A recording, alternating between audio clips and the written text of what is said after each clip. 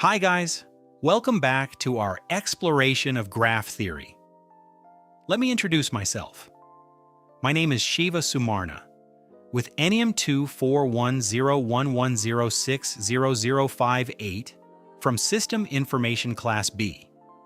Today we are tackling a fascinating concept that bridges the gap between abstract mathematics and practical computer science. The book Embedding of Graphs. Imagine you are designing a complex data system. You deal with networks all the time. Whether it is the architecture of a printed circuit board, a complex sorting algorithm, or managing data flow between interconnected servers. You have points of data called vertices and connections between them called edges. In a simple world, drawing these connections is easy, but as your network grows, these lines start to cross, creating a tangled, confusing mess. In the physical world of microchips, crossed wires mean short circuits. In data routing, it means inefficiency and bottlenecks. So, how do we untangle the chaos? We put the graph into a book. Let's break down the anatomy of a book embedding. Just like a physical book sitting on your desk, our mathematical model has two main components: the spine and the pages.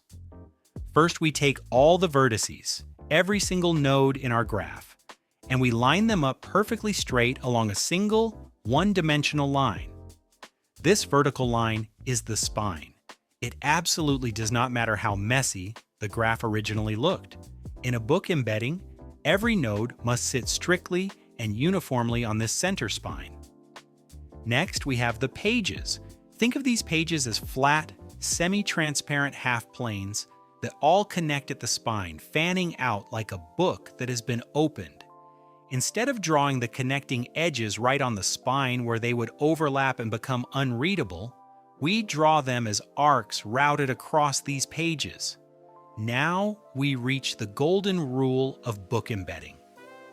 No two edges on the same page are allowed to cross.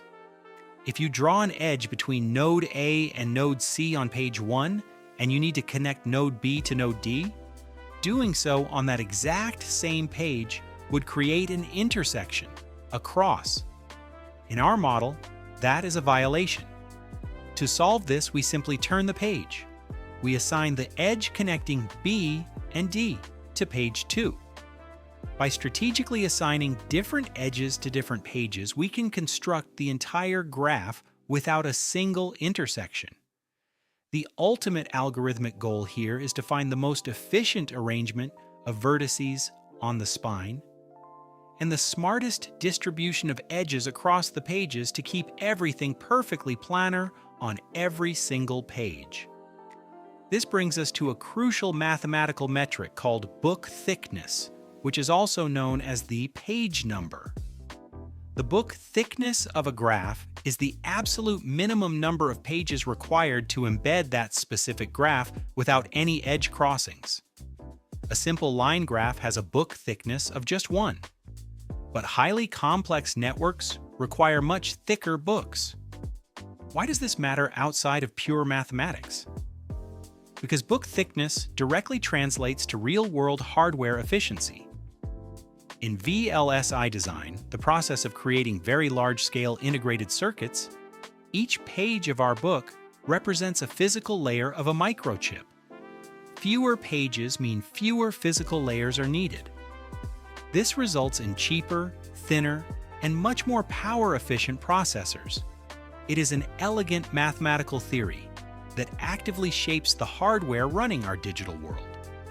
So the next time you look at a complex, tangled system, remember the book Embedding. It is a powerful reminder that even the most chaotic networks can be organized with the right perspective and the right algorithm. Thank you for watching and keep exploring.